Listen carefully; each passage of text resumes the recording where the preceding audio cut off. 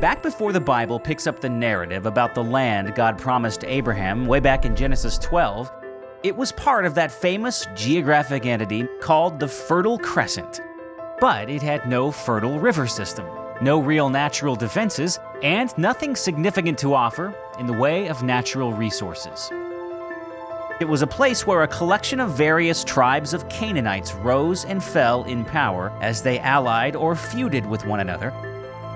During that period of history, God promised Abraham that he would give that peculiar land to him and his descendants. Then, after the period of the patriarchs, God gave the Canaanites another 400 years to repent, while he allowed his Hebrew nation to multiply into a great number in Egypt. After liberating his people from enslavement to Pharaoh and their subsequent 40 years of wandering in the wilderness, God brought the Hebrews into the land of Canaan, traditionally believed to be around 1400 BC. Under Joshua's leadership, the Israelites conquered and settled the land.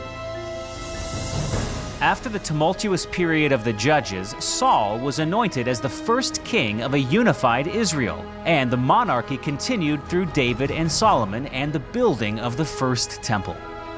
Things were generally stable until a political split around 931 BC divided the nation into the separate kingdoms of Israel and Judah. Because of their disobedience to God, each was conquered by the dominant world power. Israel was conquered by the Assyrians in 722 BC and Judah by the Babylonians in 586 BC. The Babylonians also destroyed the temple and leveled Jerusalem. Around 500 BC, the Persians were in power and allowed the Jews to return from Babylon, Persia to the land of Israel. Once they resettled in their homeland, a modest second temple was built.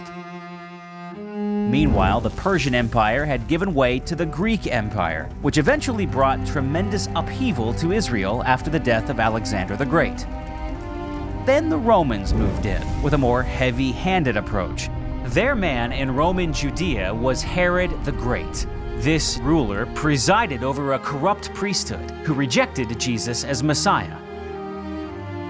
After Christ's death and resurrection, Jewish unrest in Judea eventually led to a full-on revolt against the Romans in 66 AD, which prompted the Romans to decimate the Jewish population, destroy the temple, and level the city of Jerusalem in 70 AD. They also changed the land's name to Palestine after the ancient and no longer existing Philistines.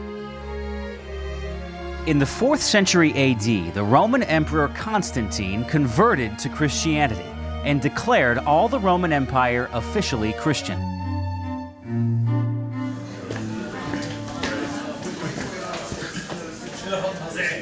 Yippee-ki-yay.